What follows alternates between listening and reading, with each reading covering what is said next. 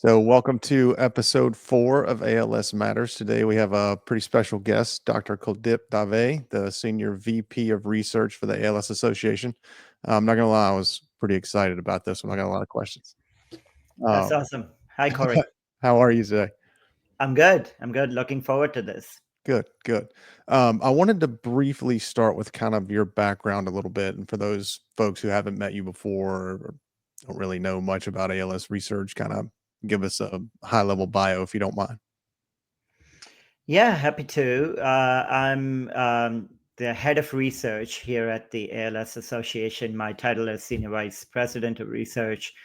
And what that means is I oversee our research program, uh, the strategic aspects of where and who we are going to fund, the financial and the budgetary oversight, and operational oversight, making sure that the grants are given out at the right time, um, that we are providing milestone-based payments to grantees.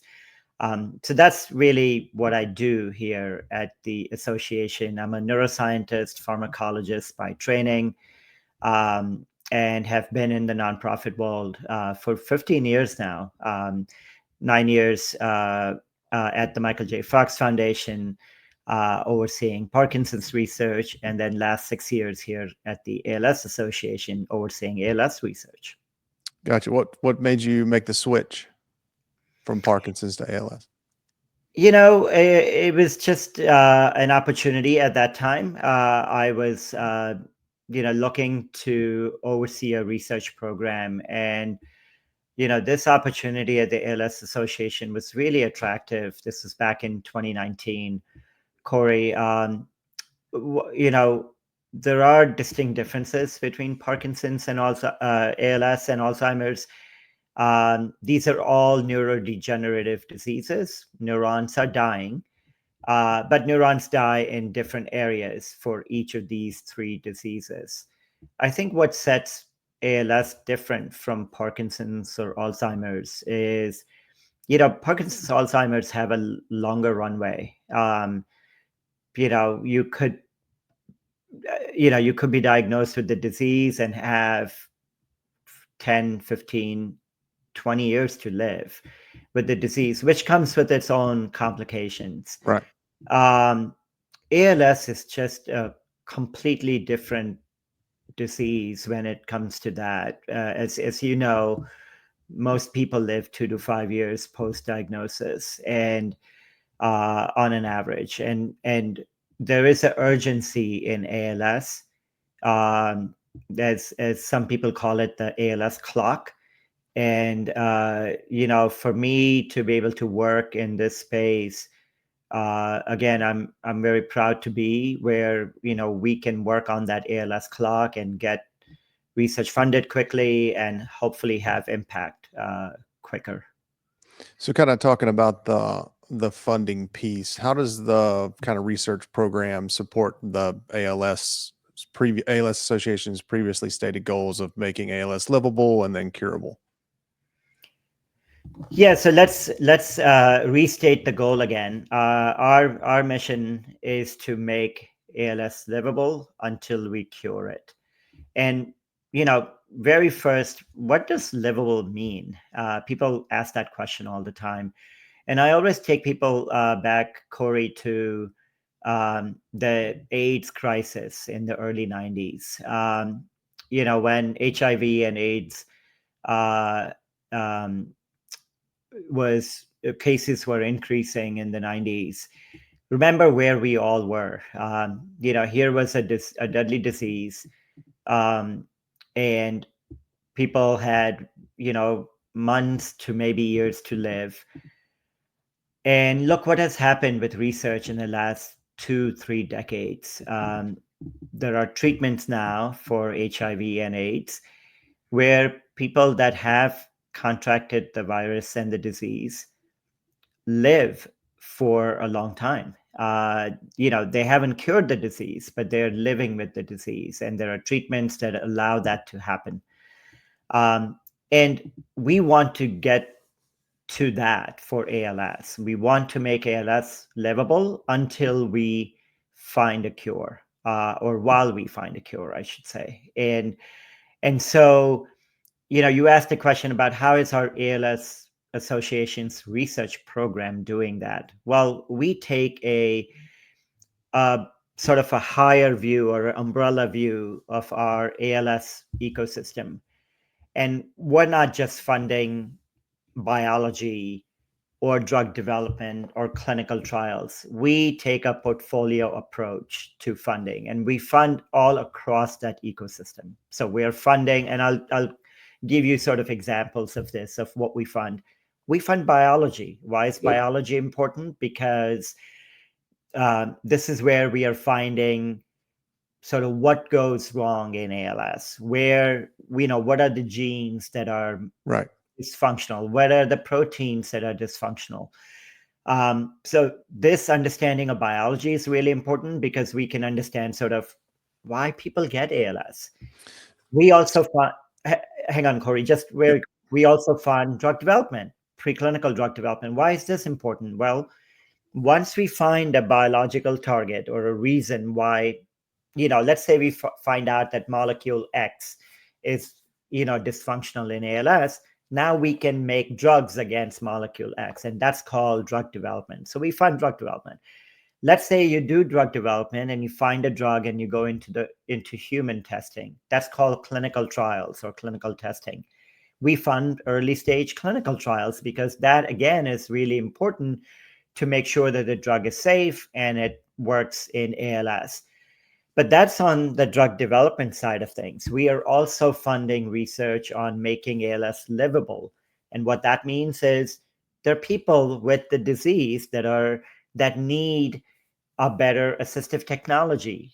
So we fund assistive technology research. There is better quality of care. Maybe there are elements of care like nutrition or palliative care that will better the quality of life for people living with ALS. So we fund research there.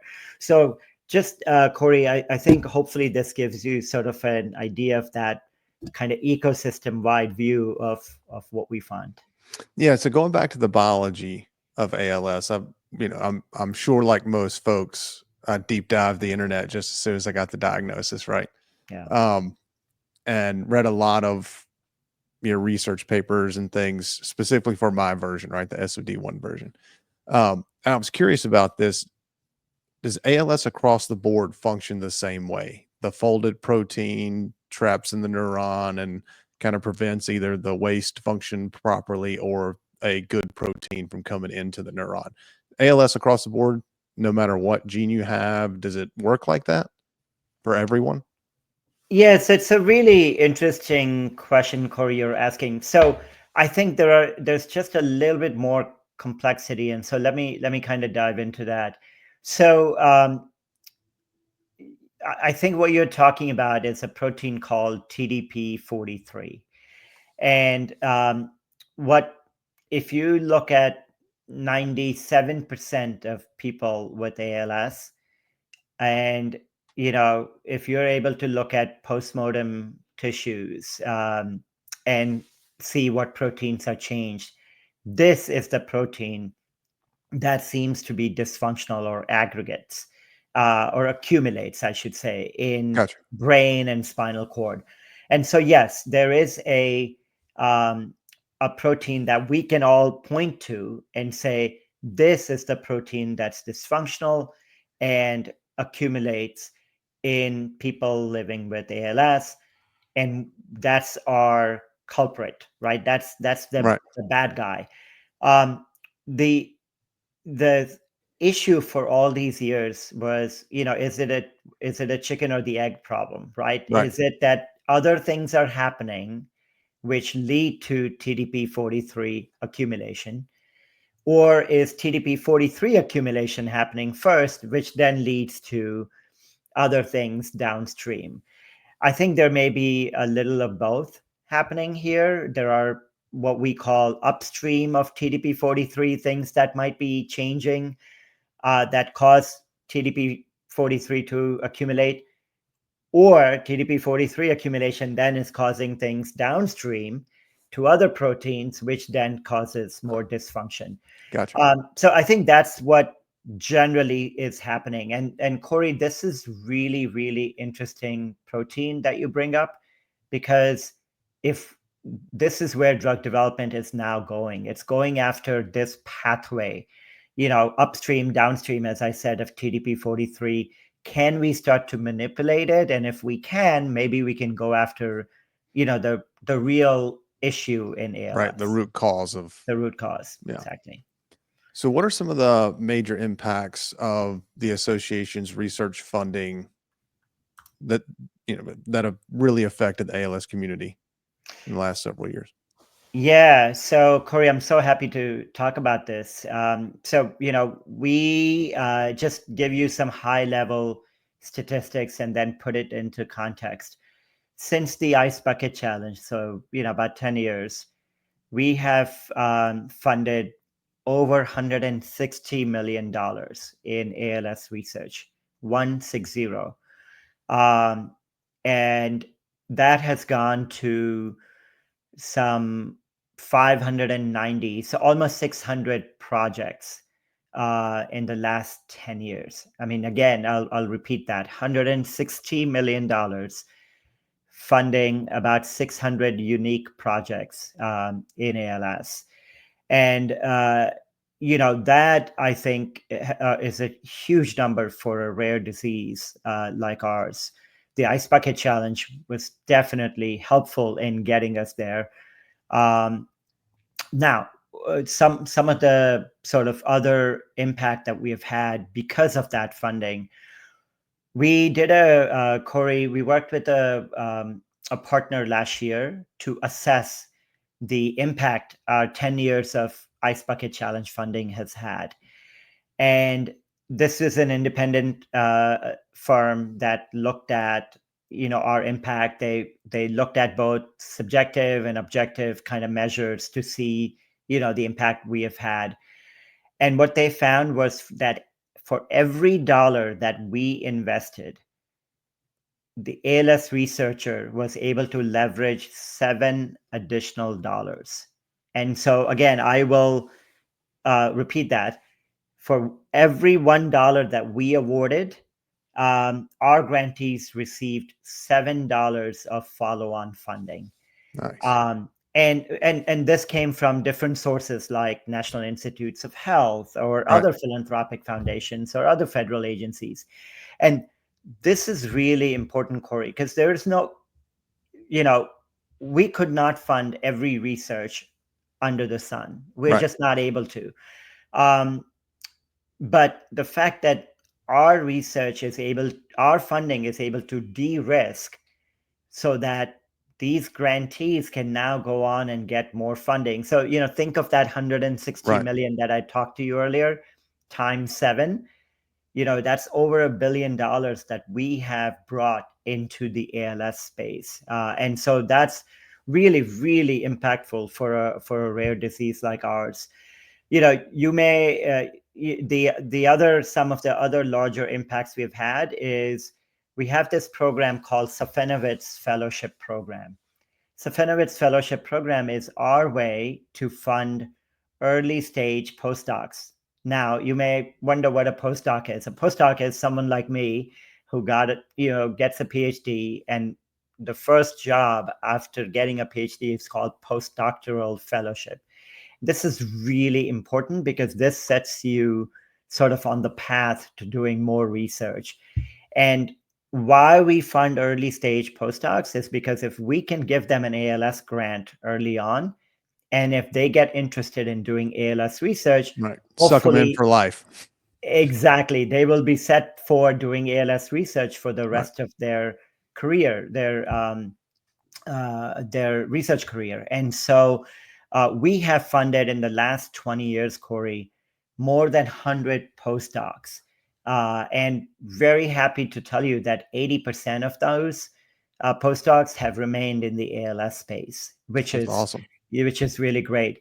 The other thing that we have done in terms of impact is we have funded some of the largest gene sequencing initiatives in in the world, actually. And so what is gene sequencing? Gene sequencing is essentially going through sequencing every piece of your DNA, and trying to understand where the gene sequence may be different for people living with ALS versus people not living with ALS, or Right. someone who doesn't have ALS. And the idea for gene sequencing is that we can find out genetic abnormalities or gene mutations.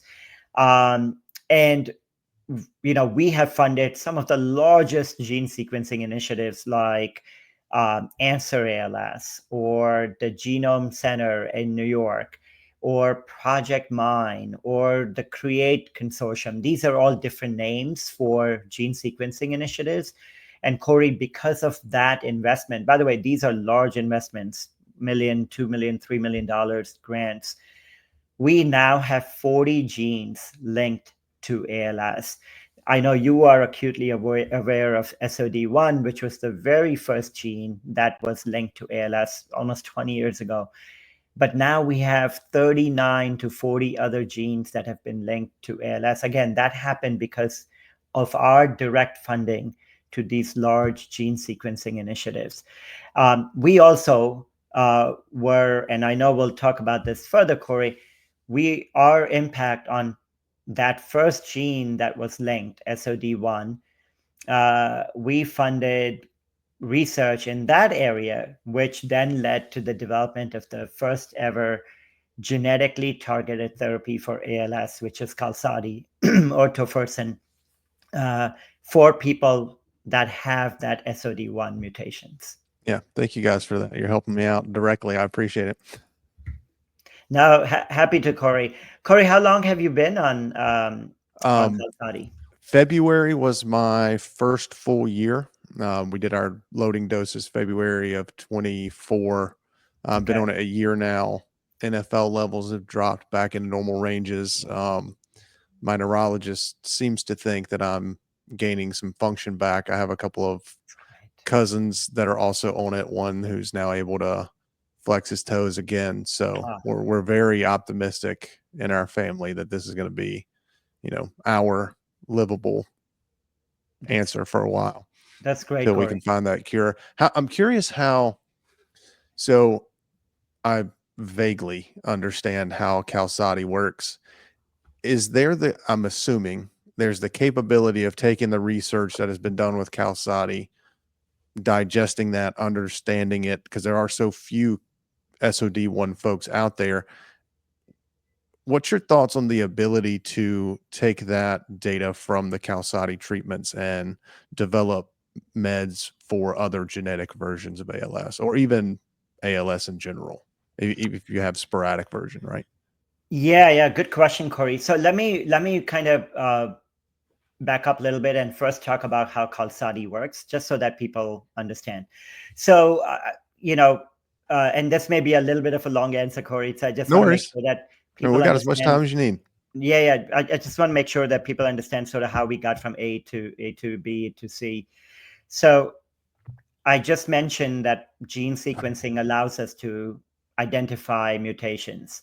The very first gene linked to ALS was SOD1, which Cory, you and your family members have. Um, so what essentially happens is when the gene is dysfunctional, you make a dysfunctional RNA, and then so you have a mutation in your DNA, which makes a dysfunctional RNA, which makes a dysfunctional protein. And I'm simplifying this quite a bit, Thank you. but that's essentially how this works. How Qalsody works. So Qalsody is what we call antisense oligonucleotide, and that's just a fancy way of saying it's a small string of DNA molecule.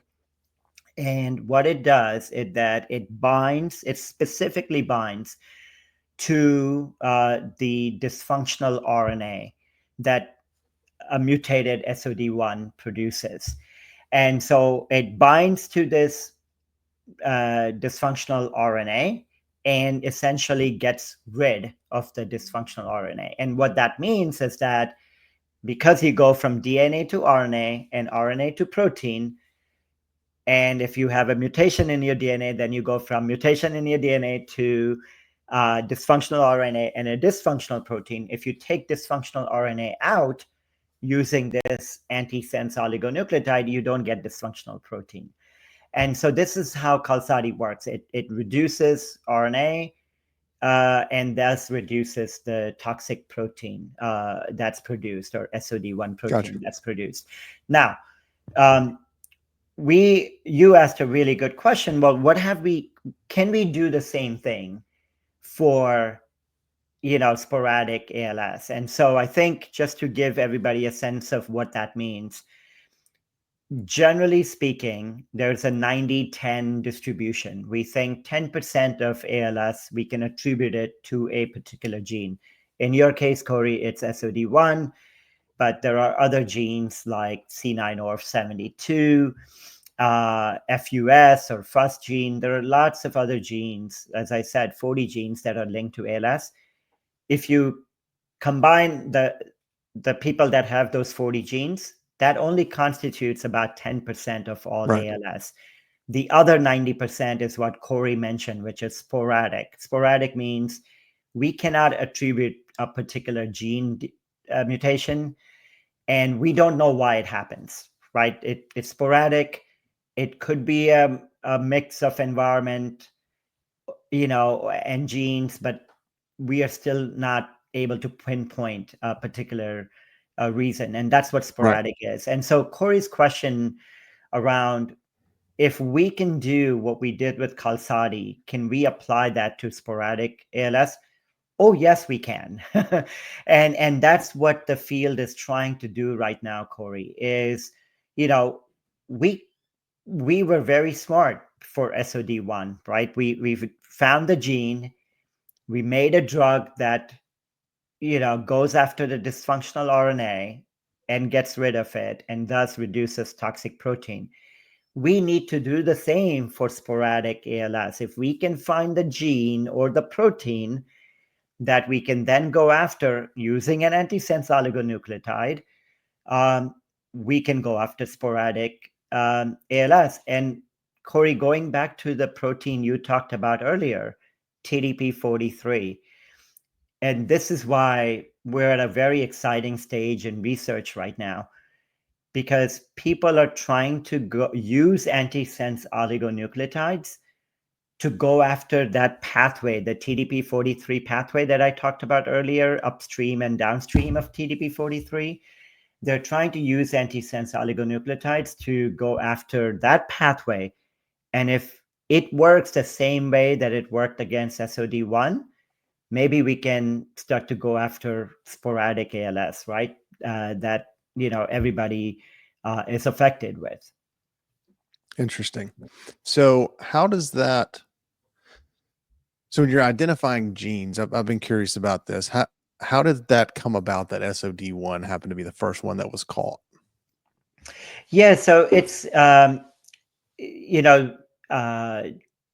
20 years ago, gene sequencing used to be very, very expensive. But what you essentially do is you take DNA from, and, that could be a drop of blood, a cheek swab,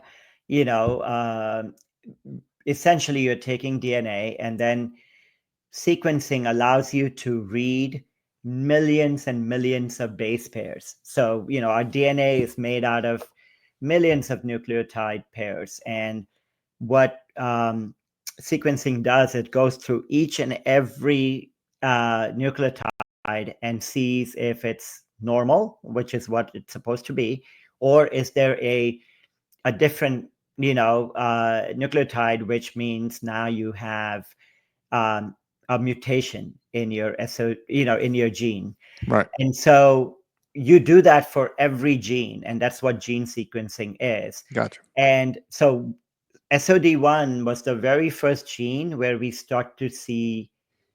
discovered mutations or changes in the DNA. Now we know that there are, 40 genes that have that change, which means you get an increased risk of ALS. Now, Cory, just to give a little bit more detail on this, just because you have a mutation Right. doesn't mean you're going to get the disease, Right. right? And so it's also really important to understand that just because you can, you know, you have a mutation, sometimes it increases your risk, but that doesn't mean you're always going to get the disease. Right. And so It's one of the I think reason I it's think really genetic important testing to is appreciate. so important, right? And kind of making sure that you're getting genetically tested, meeting with a counselor, having them monitor NFL levels, kind of all that. If you see you have one of these genes, seems really important if that's the case. Yes, absolutely, Corey. And this is, one of the reasons why the ALS Association has taken um, a leadership role in this space called genetic counseling and testing. Um, Now there is a free genetic testing that is available. It's available through this company called Invitae, which is now LabCorp. And all you need to do, it's the program is called ALS Identified Program. And what allows you to do is anybody with ALS or their family members, if you have a family member with ALS, you can go to a neurologist or an ALS specialist and ask for this free genetic test. And it's a simple one-page form that the neurologist fills out and sends your DNA sample out. And then the analysis of that sample is sent back to the doc. And then the doc will, through a genetic counselor, explain to you if you have a mutation or if you don't have a mutation. So we've taken leadership on this for a couple of reasons. One, if we can identify more people that have genetic mutations, perhaps like you, Corey, if they have SOD1, maybe they can go on Qalsody. There's a drug that's available and FDA approved. And if you have ALS, turns out if your ALS is because of this SOD1 gene, you have a drug that you can take. Um, let's say you have another gene, not SOD1, but another gene. Well, there are a lot of trials ongoing right now that are trying to go after those other genes. For example, there's a phase 3 trial going on for FUS or FUS gene. So we want to know if you have an FUS gene Right. mutation, because if you do, then perhaps you can be in the trial, and you can be a trial participant. It's really important for genetic testing and counseling. Now, of course, there are always considerations. Do you want to know? Does your family want to know? Right. But there are all these considerations. But by and large, testing, especially for people living with ALS, is good, because if they know that they have SOD1 gene, and maybe in the future there will be a first therapeutic, or maybe there will be a C9 or 72 therapeutic. We want people with ALS to take benefit of that, or advantage of those treatments. So we're talking a little bit about the trial stuff here. I know Calsati is in a new trial phase, the Atlas trial. Can you Mhm. kind of walk through what that is and the Yeah, expectation from that? happy to, Corey. It's actually really exciting. And maybe, Corey, we can come back to the real world data, because I think you mentioned something earlier about how your function is getting better. So maybe we can come to that next. But, the Atlas trial is really, really interesting. So just for the audience here, Corey has SOD1 and he has ALS. And so he's taking Qalsody now as a treatment after he got the ALS diagnosis. But imagine if Corey didn't have ALS, but has SOD1 mutation. What happens if we start treating Corey before he gets ALS with Qalsody, and maybe he never gets ALS, or maybe his ALS is pushed back by 5 years or 10 years? And that's the concept of prevention. Um, Prevention is the idea that if people that have mutations, and this is why it's important, Cory, for family members of, people that have genetic mutations to get tested, because if you have a SOD1 mutation, but you don't have the disease, could you get on Qalsody prior to and maybe prevent ALS from happening in the first place? And that is what the ATLAS trial is doing. The ATLAS trial is a prevention trial, the first of its kind in the ALS space. It's led by Dr. Michael Benatar, who, by the way, also happens to be the chair of ALS Association's research committee and is a board member of ALS Association. Dr. Benatar is leading the study where people with SOD1, they get, they get followed. They don't have ALS yet, but they get followed every 3 to 6 months. And the minute their neurofilament light levels start to go up, that's when they get on Qalsody treatment. And the idea here is that, we know from Dr. Benatar's studies that about a year before ALS symptoms start, people with SOD1, their NFL or neurofilament light levels start to go up. And so if we essentially have, if you think about it, a warning when the NFL levels start to go up, we know in about a year and a half, 2 years, this person will start to get ALS symptoms. Well, if we can put them on Qalsody at that time, can we prevent ALS from happening in the first place? Right. Any degradation of ability at all. Correct. Or maybe push the ALS diagnosis out by 5-10 years, which would be even, which we would take. And so that's what the ATLAS trial is trying to do. It's trying to see if we can prevent. If that happens, Cory, if these results come back in 3 years, which is when we expect the ATLAS trial to read out, that will be phenomenal. Yeah, that'd be huge. Especially if, like we were talking about earlier, Qalsody's technology can be manipulated for other genes or even sporadic. I mean, it's a big win. It is a big win. And, the real world data that you talked about are alluding to that. Cory, I think you said something really interesting. You said, was it someone in your family you said whose toe function is coming back? Yeah. So it essentially not quite paralyzed, but took a lot of concentration to move, right? And then slowly over the last probably 4 months, he started to see. He said, I was just sitting on the edge of the bed and noticed I could curl my toes again. I hadn't been able to do that for a while. Brought that up to the, our family neurologist and kind of let him know. And so it's wild. So Cory, this real world data. So let me maybe back up again. What does real world data mean? So what real world data means is, generally Qalsody and all other drugs, as I said, is tested in a clinical trial. And in a clinical trial, it's very tightly controlled, right? The drug is given at the site, at the clinical site. You're under observation by your clinician. You are in a set amount of time when you get the drug or placebo. So that's a clinical trial.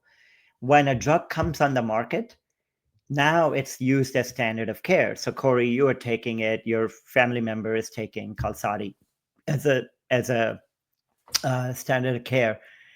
When you start following people living with ALS or any patient with any other disease during that standard of care, that's the real world data, right? It's outside of the trial. Right. You are following them in the real world. And it's really important to follow and get real world data because you want to see if the real world data is similar to what was found matches the in trial. in the trial. Exactly. Right. And there has been now several studies looking at people living with ALS, like yourself, Cory, and following them after Qalsody has been approved by the FDA. And there was the study that just came out from Dr. Tim Miller and Sean Smith's lab at Wash U in St. Louis. And they followed 7 people living with ALS, SOD1 patients like yourself. Um, and what they saw was that in all 7 of them, even after a year or 2 years of Qalsody treatment, the NFL levels have been significantly reduced and sustained and kept low. So not only does Qalsody reduce NFL levels, but it keeps it low. Right. And by the way, if any drug can show that, that's a home run to begin with, because no drug has shown a reduction in NFL like Right. that. Now, on top of that, they were looking at ALS-FRSR, which is, as you know, sort of the functional way to see if someone is, getting better or worse on ALS, having ALS. They start to see ALS-FRSR scores getting stabilized. And some people even had a little bit of recovery out of those 7. And on top of that, muscle strength seems to be coming back. And I think that's what you're alluding to, Cory. Right. What's happening with you and your family members, which is muscle strength is coming back. We have never seen this in ALS. Actually, Cory, I would say we have never seen this in neurodegenerative disorders. For all these years, neurologists and neuroscientists like me were always taught, and we always thought, that all we can do with neurodegenerative diseases is maybe slow it down or maybe stop it. And that will Right. that would be a home run if we could slow and stop the disease. But recovery of function, that's new. And that's what's fantastic about Qalsody, which is, that we're learning now, that it continues to reduce NFL. It seems to stabilize ALS-FRSR function, and it may actually be improving muscle strength. I think that, and that's published now in this United States study, but there are 2 other studies, one from Germany and one from Italy. So the US study, which is recent, is validating those European studies. And Cory, what you're saying from your own personal experience is validating those studies. Yeah. That's awesome to hear it. I was, I'm not gonna lie, I'm a little skeptical sometimes. When my cousin told me that, I was like, man, if that's the case, I haven't seen it for myself, but if that's the case, that's huge. So It it's is huge. good to hear that other folks are having similar experiences. Absolutely. Outside of this drug treatment and how well it's performing, what do you look at across the research space and say, hey, I'm really interested in that next thing? Yeah, I think, to me, the protein that we talked about earlier, Cory, TDP-43, and the fact that drug companies are now driving us towards, manipulating that pathway, the TDP-43 pathway, both upstream and downstream of TDP-43. To me, that seems to be the most exciting path right now. Why? Because that's the protein that accumulates in ALS. And if we can start to go after that protein, as you said earlier, Cory, we can start to impact sporadic ALS, which is, and 90% of people living with ALS, but even most people that have genetic ALS have Right. TDP-43 This would accumulation. kind of be the blanket that could help everyone, not Everyone. And specific gene variants. exactly. So to me, this is a really exciting avenue of research. It's also exciting because we can start to maybe measure TDP-43. So, we have funded, ALS Association has funded in partnership with other nonprofits, this initiative where we are trying to measure TDP-43 because, wouldn't it be amazing if we had a blood test to confirm diagnosis that, yes, your TDP-43 is up? Right. Now, neurofilament light, or NFL, that you mentioned earlier, does that, but a TDP-43 would be the most direct way to say, someone, hey, if we can measure toxic TDP-43 Right. protein, we can say, they have ALS, and maybe if we have treatment, we can see if the toxic protein is reduced. And so I think, to me, that avenue of drug development for TDP-43 pathway and the measurement of TDP-43, or again, proteins upstream or downstream of TDP-43, to me, that is probably the most exciting research right now. Would you be able to, if say we got to the point, right, magic wand, we can start testing TDP-43 immediately. Could you test maybe the toxicity level for a prognosis type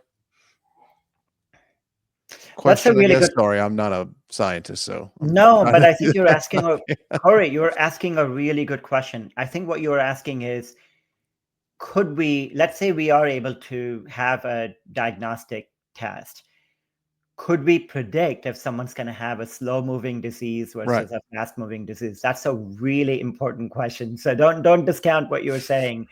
Um, that would be the magic wand. I mean, Right. if we could, Corey, we are seeing that with NFL a little bit. At diagnosis, the higher the NFL you have, generally speaking, the faster the disease is going to move. Right.